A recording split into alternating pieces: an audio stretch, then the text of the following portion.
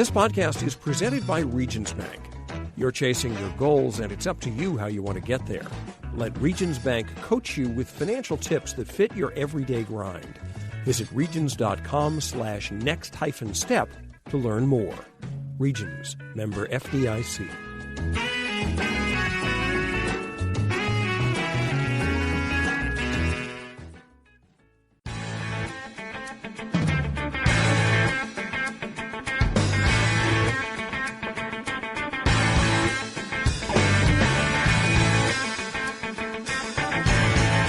Hello and welcome to the AP Top 25 College Football Podcast. I'm Ralph Russo, the college football writer with the Associated Press, and I'm back this week after my colleague Rob Motti and our NFL team took over this podcast last week for some great Super Bowl coverage. I'd like to thank Rob and the gang for pumping out some great stuff from Miami and for giving me a little bit of a break. My guest this week is Dennis Dodd of CBS Sports. Late last week, Dennis reported that the Big Ten has submitted a proposal to the NCAA for legislative consideration that would tweak transfer rules and allow athletes in all sports to transfer one time without sitting out.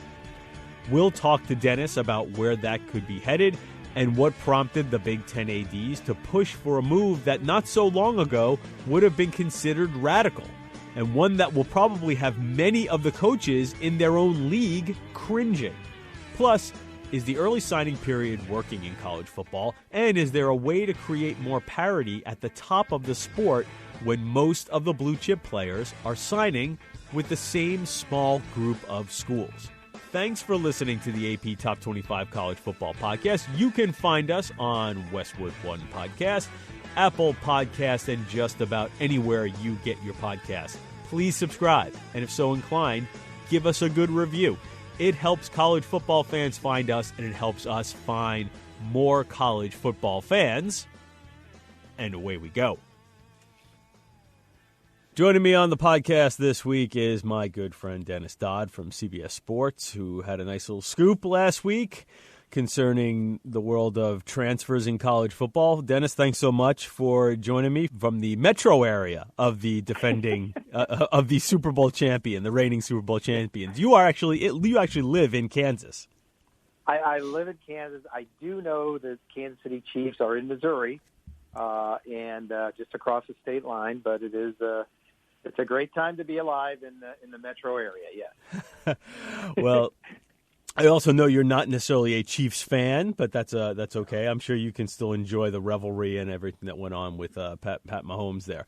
So I want to get to the NCAA stuff and especially the transfer stuff. You reported, and others have confirmed, that the Big Ten athletic directors have put forth a proposal to essentially allow all athletes a one-time exception when it comes to transferring. That means one time you can transfer, you don't have to sit out.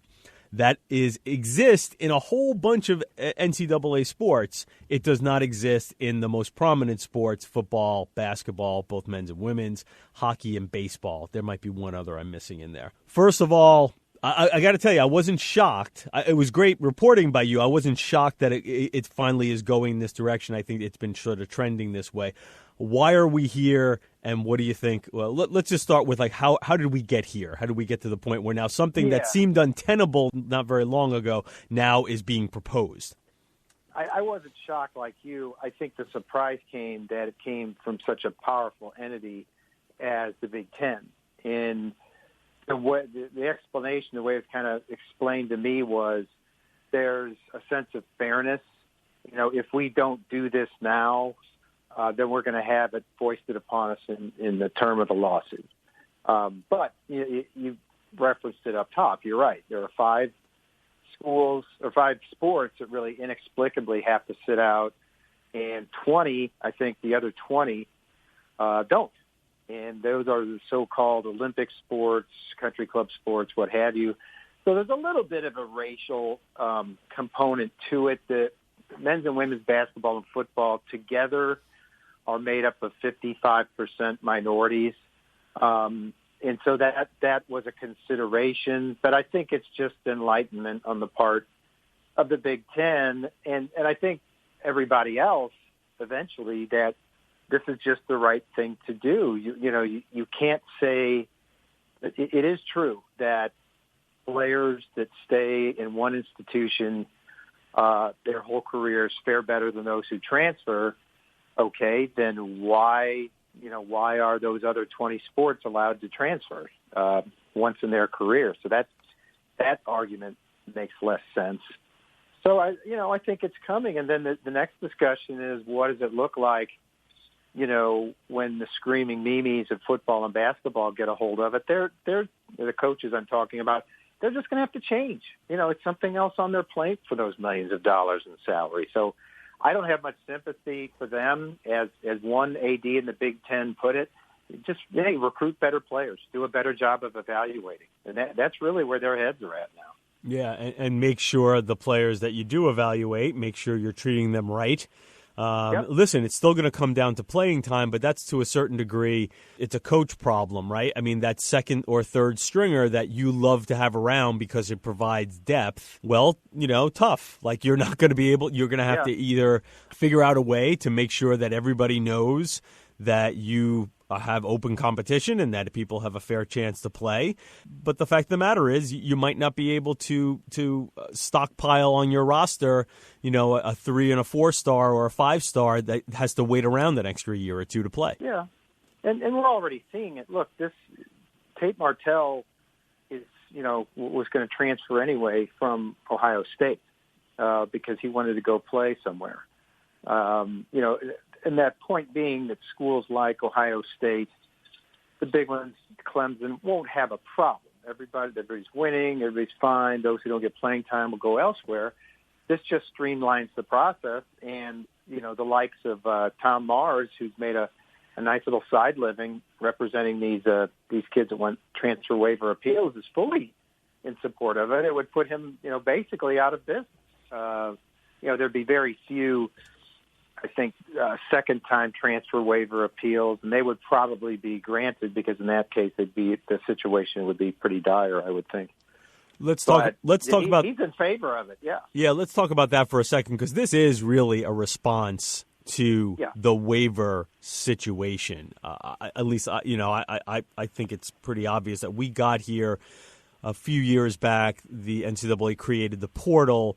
The portal is kind of a euphemism for some of the changes that were made. The portal is just a database, but the big change was it was notification rather than permission, right? And it took away the ability for schools and coaches to block a transfer or dictate where the kid goes.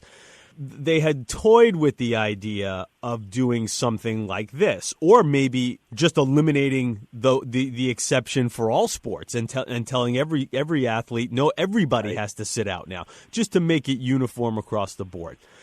But the compromise was this waiver situation where, okay, we're going to put immediate eligibility back on the table, and now everybody who applies for a waiver could possibly be eligible to play immediately.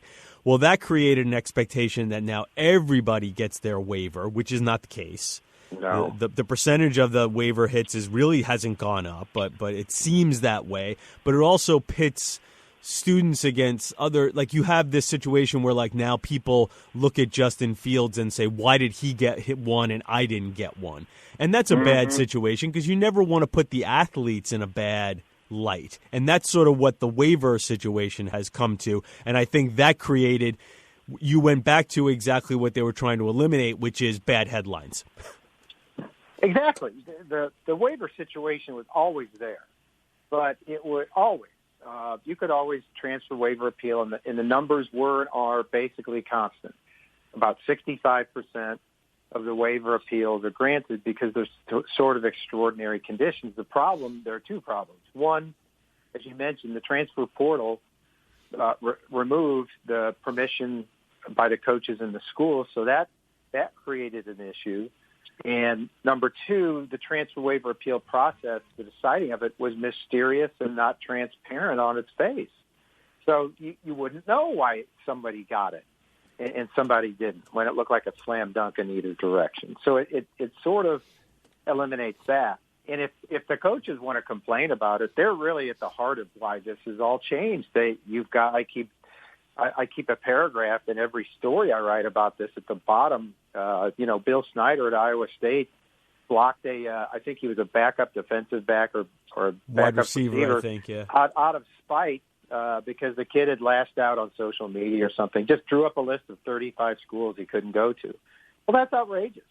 If they're student athletes, if they're students first, which, they're supposed to be, wink, wink, then they should have the ability to go pursue their education in theory, even if it's playing time, wherever they want. Nick Saban brought the kid in. His name was Jonathan Taylor, same as the Wisconsin running back. But a defensive tackle, right, in this case, who had started his career at Georgia. Who'd been kicked out of Georgia for sexual assault allegations. And the exact same thing happened at Alabama, and he tried to defend himself. So their actions as a group over the years really brought this on because they used, those who have absolute power use it absolutely, and that's what they had.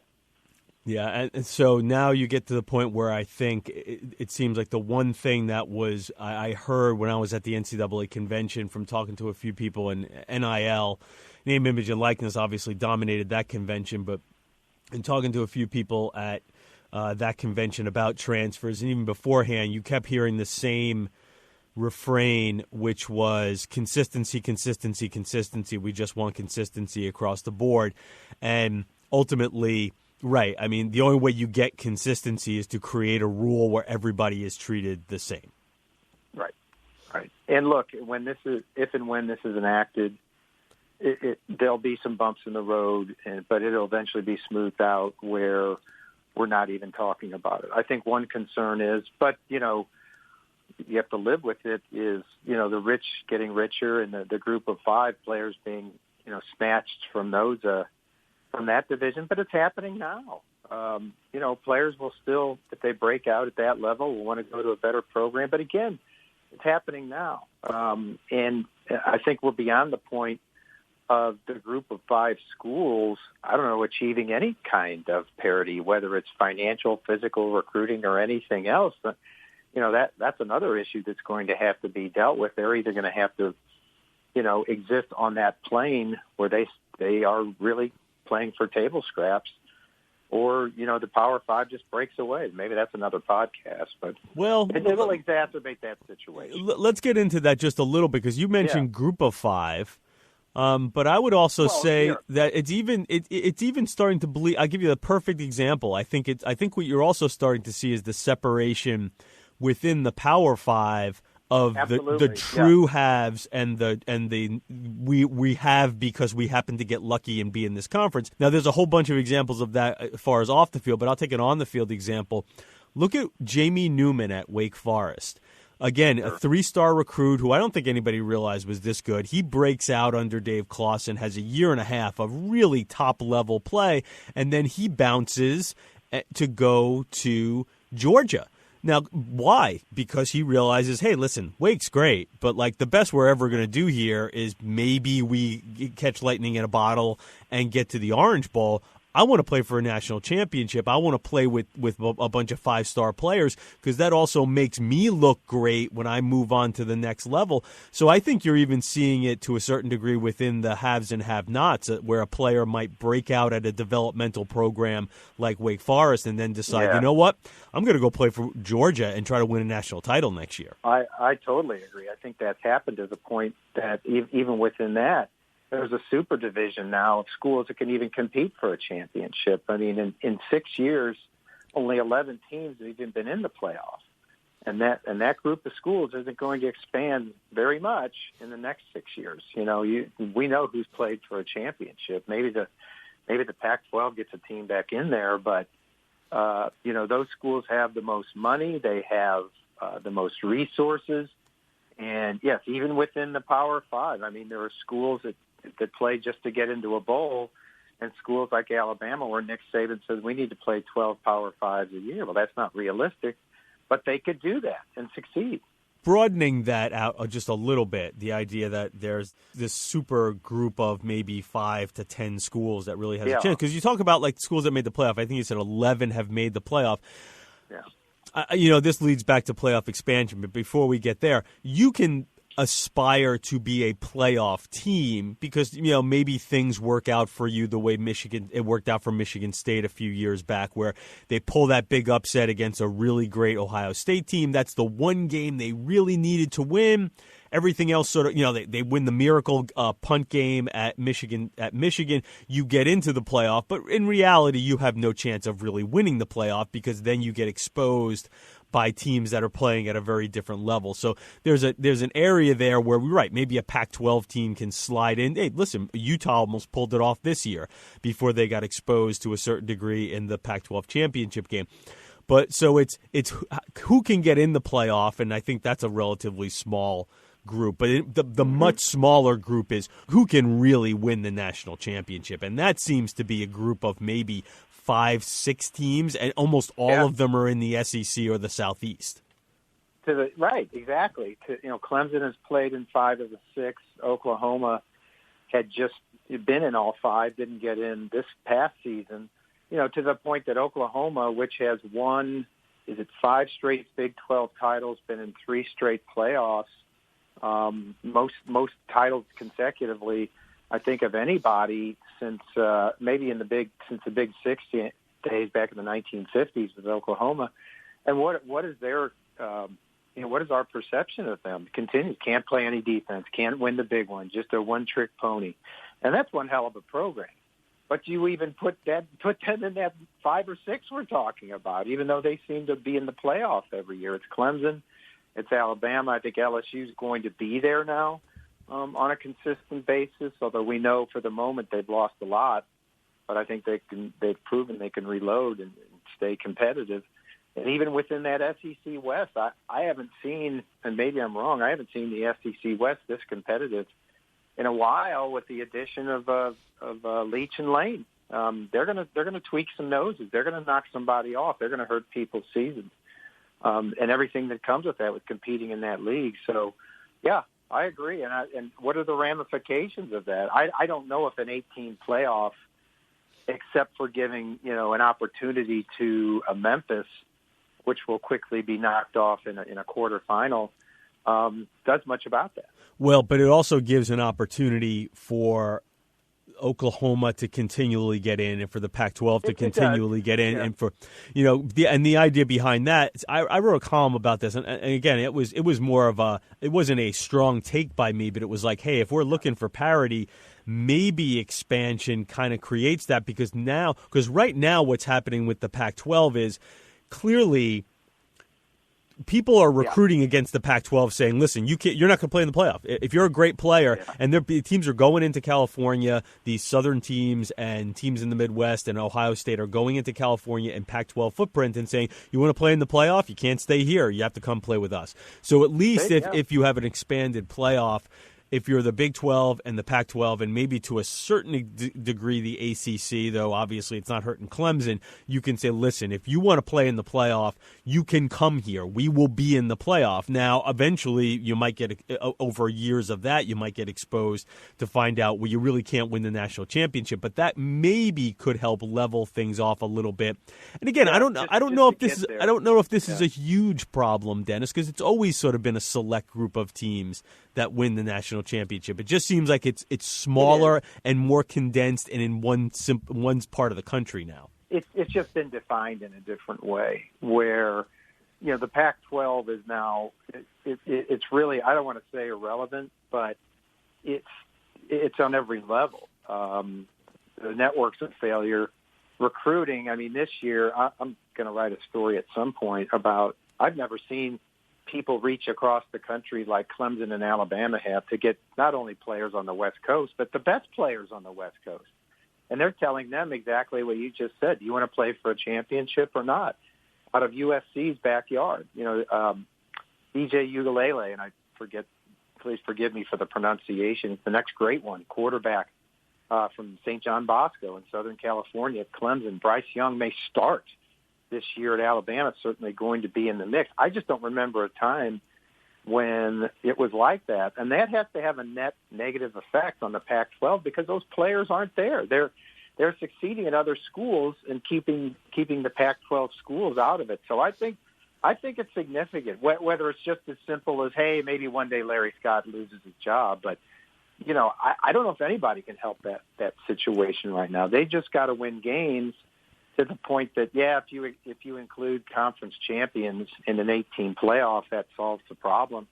But even then, I think you've got to have a threshold there. You can't risk having a 9-4, say, Northwestern from 2018 upsetting Ohio State and getting in. You've got to have a threshold where a team's at least 10-2 or something like that. That's not always going to be the case in the Pac-12. I also do wonder if maybe the freedom of transfers can help with the parity. Now, because we talked about the idea that what's going to happen is these players who came in as 3 stars at smaller schools are going to jump to the bigger schools.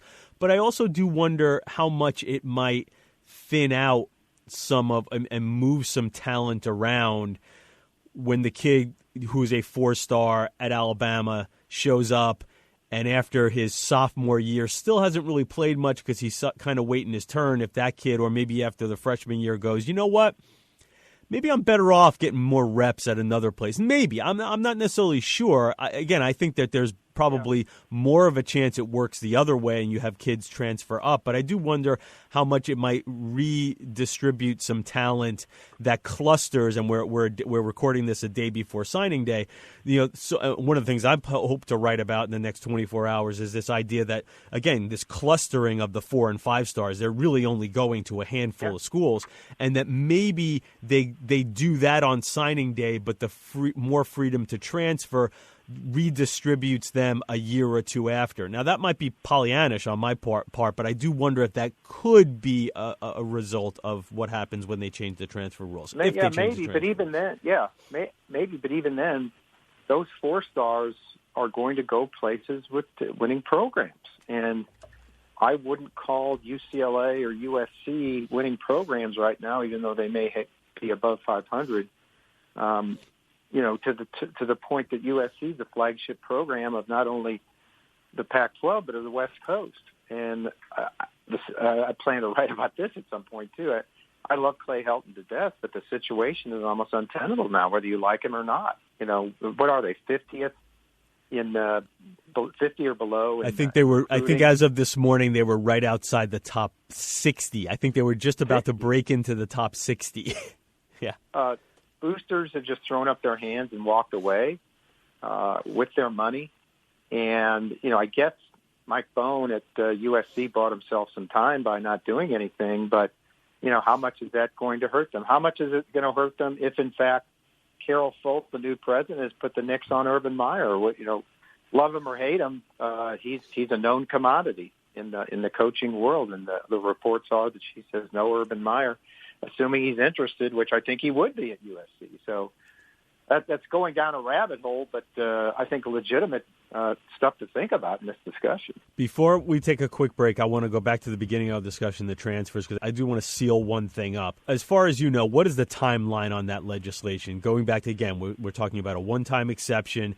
The Big Ten ADs have proposed it. It's something that could conceivably be put in front of a Division I council or a board of governors when. And listen, this is I still don't think it's a slam dunk that this happens.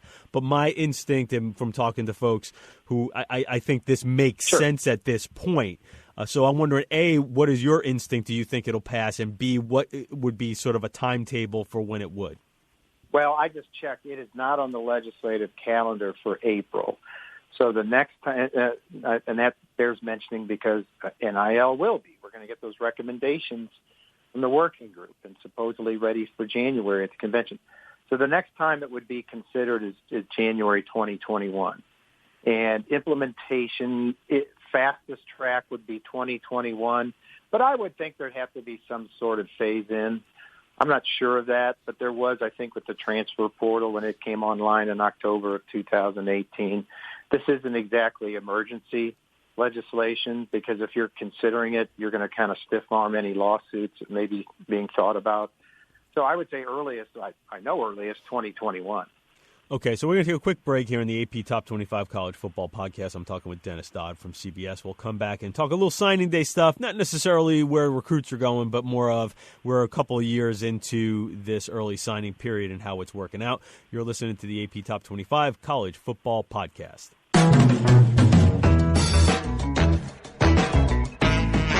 This podcast is presented by Regions Bank. You're chasing your goals, and it's up to you how you want to get there. Let Regions Bank coach you with financial tips that fit your everyday grind. Visit regions.com/next-step to learn more. Regions, member FDIC.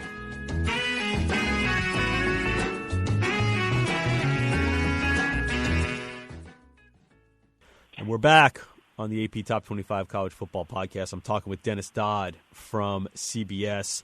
And, Dennis, we are recording this, as I said earlier, a day before signing day. This is the opening of the traditional signing period, but it is now an afterthought to a certain degree. It's a formality. It's schools buttoning things up. It's a few straggling blue chippers who decided to wait a little bit, deciding to sign, because most of the work was done now, and the early signing period in December is now the signing period.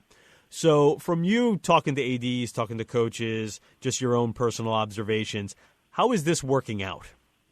I think it's worked out fine. I think everybody's gotten used to it. The sky hasn't fallen, as a lot of people that were against it predicted. And you knew this was going to happen. Given the option of 2 signing dates, the coaches were going to try to get everybody in the basket on the first. It happened when they had established 2 in basketball, where the second was almost irrelevant. This isn't quite that way. I mean, there were 5 coaching changes after the early signing period on December 20th. So those coaches had to scramble, and they get a chance to fill their classes. And I did talk to Greg Sankey, the SEC commissioner, who was and is against the early signing period, and he pointed to that and said, all those kids should be allowed to transfer. And there is that. There is that discussion if a coach leaves after signing in a class in that early signing day. But I think it's an asterisk to this discussion. It's worked out fine. It's inconvenient. I think that it comes for a lot of coaches either during bowl prep in mid to late December. But the other part of it is they get it done, or they get it done as much as they can. So, you're already working on next year's juniors. I went to who was it? Tom Herman, his first year at Texas, and I'm trying to think if that was the first year of the early. I think it was. I think it might have been. I think he's been there as long as this has been in. All I remember is the assistants walking down the halls with cell phones pressed to their ear, talking to juniors for the next year, saying, "Hey, yeah, you can be part of this. Get in now," because they were done. They were done in the early signing period. Yeah, it is interesting how this has worked out. I also think there were absolutely some unintended consequences. I should say unintended, but also forecasted. So it wasn't like these things that are coming up that are problems weren't necessarily things that were on folks' radar. But I also think it more speaks to no matter how you do this, there will be issues, right? You're at the point now where the recruiting process is 24/7, 365, and the hiring and firing process has been strung out much longer and much more.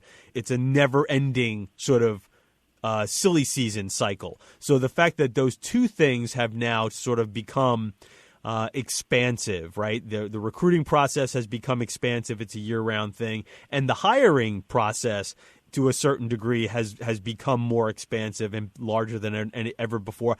I don't know how there is a possible way to rectify this, because I've heard people say, how about an early period in August, or maybe going back to the way it was, because then you wouldn't have this coaching situation. I just don't think there is a good way to do this that doesn't involve the coaching searches and the nature of the recruiting cycle conflicting with one another.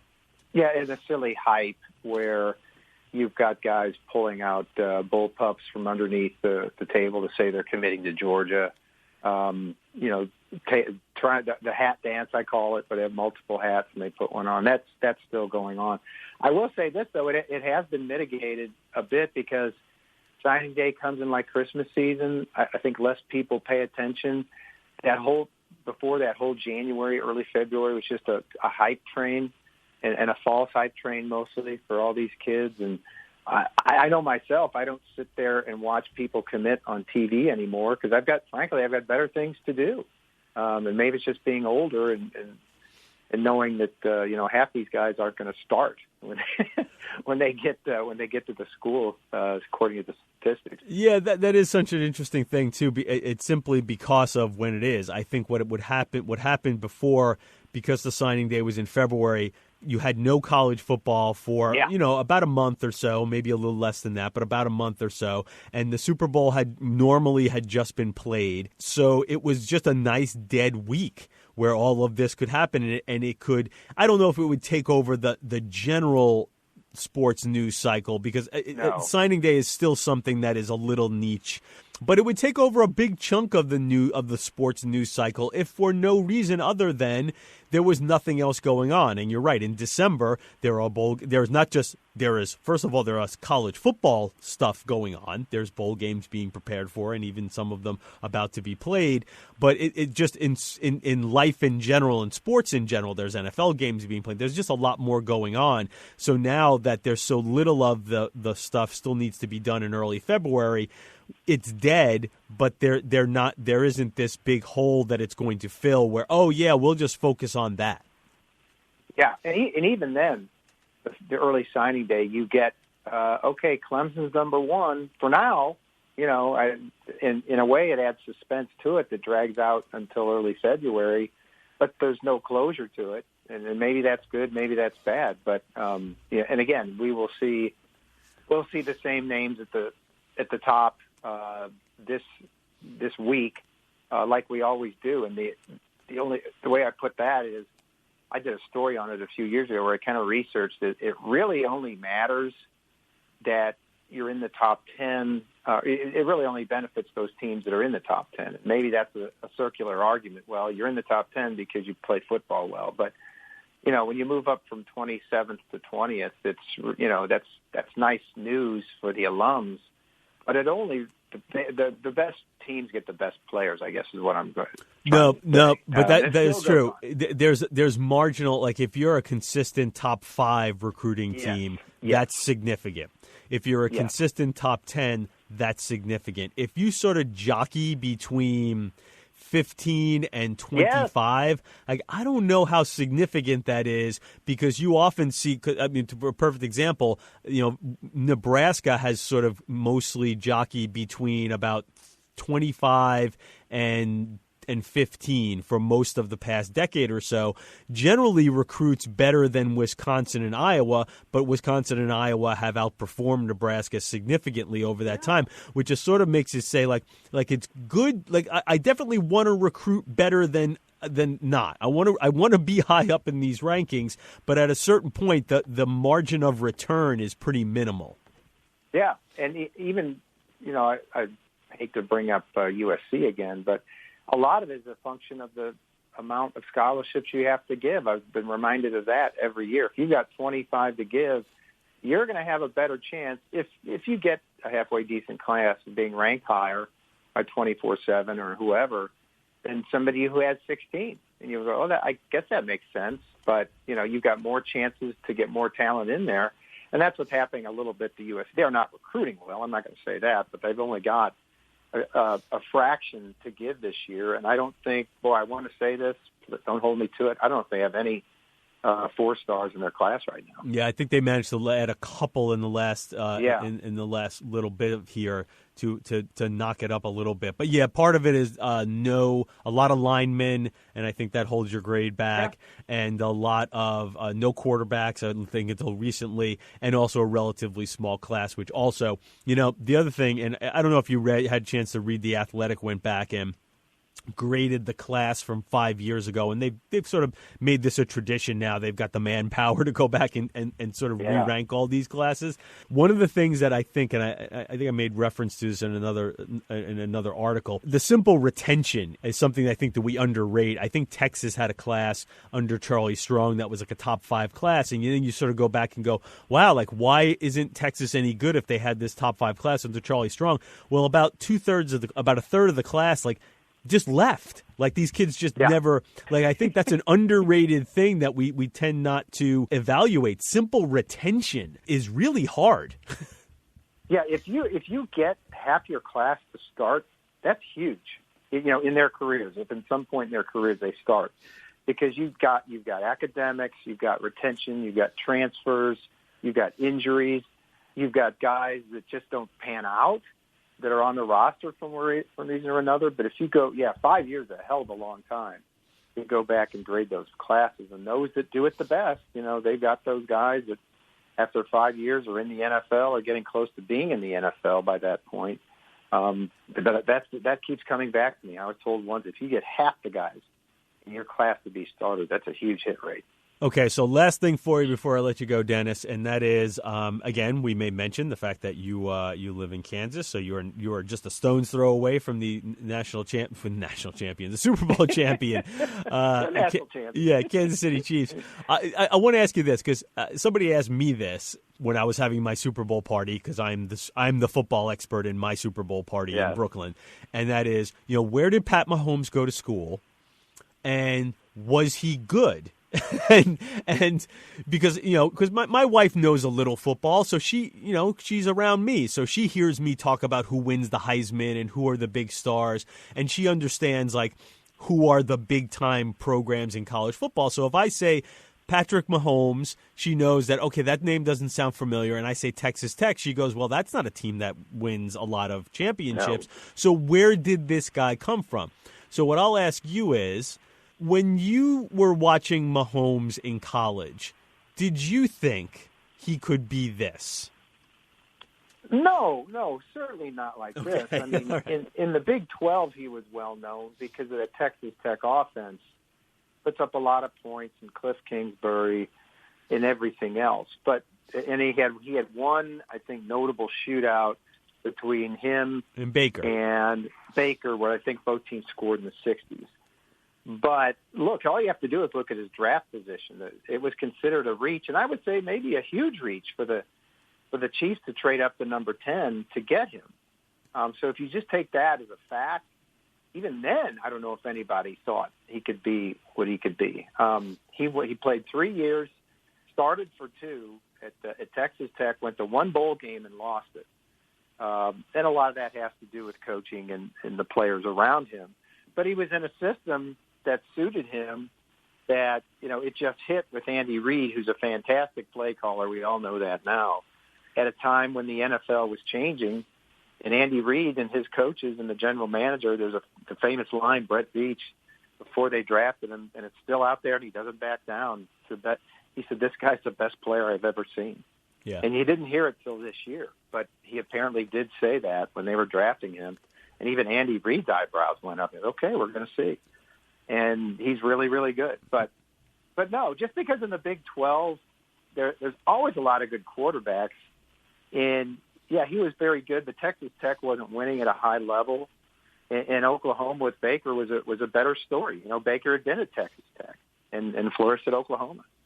Yeah, it's interesting because I think, well, first of all, I always tell people, the more I've been in this business, the more I try to tell people, like, I don't really know how to project these guys to the NFL. Yeah. I realize more and more how little I know, like that scout's eye that is able to, listen, I can make an educated guess, but that scout's eye that's able to separate the player from his environment. So how good are his receivers? How good are the players around him? How good are his competition? That's what really being a scout is all about, like looking at this player in a singular way where you can spot the talent despite the environment that he's playing in. And I can't really do that. But what happens is, because of the Big 12 and because of Texas Tech and that offense, it was really hard. Like, I always knew Mahomes was a fun player to watch, and that there was something there with his athleticism and his arm that could be a combination that could make him a very interesting pro prospect. But even when he said he was coming out early,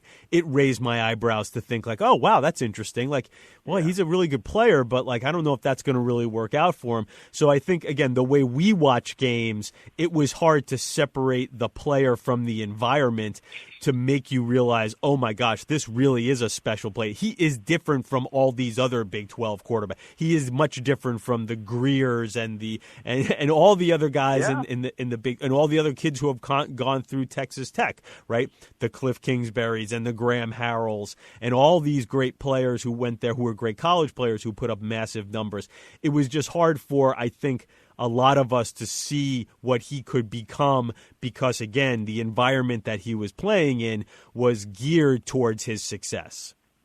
And we didn't see the no-look passes, and we didn't see the left-handed passes, and, you know, his ability to lead a team from behind so many times. I think you're right. Yeah, I had that same feeling when he came out. It's like, okay, this is interesting. I don't know if he's ready, but we'll see. And then living here, when they did trade up to get him, Andy Reid is so good. I go, I'm going to trust them and figure out that they've seen something that nobody else has seen, because that was the year Mitch Trubisky got picked second overall by the Bears. And Deshaun went after Mahomes, Deshaun right? went after him, yeah. Right. And even that was shocking to us. Again, these people who had watched Deshaun Watson play and win national championship against this, Alabama, win a national championship against Alabama of all teams, and we thought, wow, how can Deshaun be, what was it, the 11th or 12th pick here? With two, not just one quarterback, but Mitch Trubisky, who started for 1 year at North Carolina, and this guy who put up these big numbers in the Big 12. Like, what's going on here? Well, we were right on one hand, but we were wrong on the other. And that Deshaun's a great player, but Patrick Mahomes is just another species. And they all came in at a time when the NFL was just changing the way it thinks about offense. You've seen that now. The Chiefs have done it better than anybody, but even Trubisky under Nagy at the Bears, he's a spread guy. You see what Deshaun Watson has done at Houston, and I think with the success of Patrick Mahomes, it's just going to continue in the NFL. They've just taken those concepts from college and tried to refine them. Patrick Mahomes' best play might have been that run for a touchdown in the AFC Championship game against the Titans. I still don't believe what he did, tight-roping the sidelines, taking on two cornerbacks and getting in. So, yeah, he is special. Dennis Dodd from CBS Sports, thanks so much for joining me today on the AP Top 25 College Football Podcast. Enjoy what little off-season that we have these days, because there's always something going on. It is. And hopefully we'll cross paths in person real soon. Ralph, thanks so much. Appreciate it. And now 3 and Out. First down. A little bit of breaking news of sorts on this 3 and Out, because it just happened while I'm recording. Vanderbilt athletic director Malcolm Turner is resigning about a year after he took the job. The school is promoting Candace Story, a former basketball player at the school, to interim AD. She will be the first African-American woman to be an athletic director in the SEC.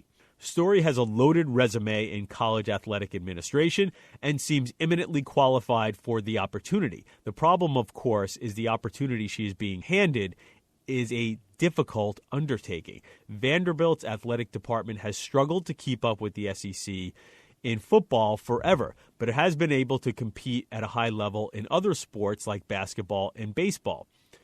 The football problems, though, are weighing down the rest of the athletic department, and a few bad seasons in hoops have complicated matters. Turner was the NBA G League president before taking over at Vandy, an off-the-radar hire who had never been an AD. He was practically forced to retain football coach Derek Mason after another losing season last year because of financial difficulties within the department. Now Turner is out, and Story, who the late David Williams had been grooming as his replacement, will be thrust into a situation that only got worse in the year since a search firm led Vandy to Turner. These are tough times in Nashville. Second down. former Stanford quarterback KJ Costello has announced that he will join Mississippi State and Mike Leach this season as a graduate transfer, immediately eligible to play. Costello was considering Washington, which seemed like a more natural fit for a Southern California kid who has played in the Pac-12. There is speculation among UW fans that Costello was not granted admission to the grad program he needed to get into at Washington, but that's just speculation, and it is also something that fans might say if their school was spurned. Frankly, I would not be surprised if that did play a factor into Costello's decision, but I can't confirm that with certainty, and there are a lot of grad programs at Washington. I find it hard to believe that if that's where he really wanted to go, that the Stanford graduate could not have found a program to make that happen. So let's look at this from a football decision. I think about what that says about the state of college football today and really the state of football in general. Here is this Pac-12 quarterback, stereotypical pro-style passer, big kid, not particularly mobile, big arm. Fascinating to think that with 1 year to show out and prove himself to NFL evaluators after injuries killed his 2019 season, that he would decide his best route is an SEC school running an air raid offense. It wasn't so long ago, as Dennis and I alluded to, that NFL teams looked down on quarterbacks that played that style. Not anymore. Third down. One last thought on the Super Bowl. I got a kick from my Twitter timeline lighting up with congratulations from schools to their former players who are on the Chiefs. This happened Sunday night right after the game went final. The most notable one to me was Oklahoma congratulating Chiefs running back Damian Williams, who was kicked off the team during his senior year at OU. Now, no official reason was ever given for Coach Bob Stoops' decision beyond violation of team rules. And Williams was allowed to participate at Oklahoma's Pro Day a few months later. So it probably wasn't that bad of a violation. I won't speculate, but you can feel free to. Williams went undrafted, but has found a home in KC after an uneventful stint with Miami. Certainly not a big deal, but it was odd for OU to claim online a player it dismissed from the team and say that that player had OU DNA, but anything for recruiting. That's the show for today. I'd like to thank my producer, Warren Levinson, for making me sound good. You can find this podcast at Apple Podcast and on Westwood One Podcast. Please subscribe so you do not miss an episode. I'm Ralph Russo, the college football writer with the Associated Press. Thanks for listening, and come back for more next week of the AP Top 25 College Football Podcast.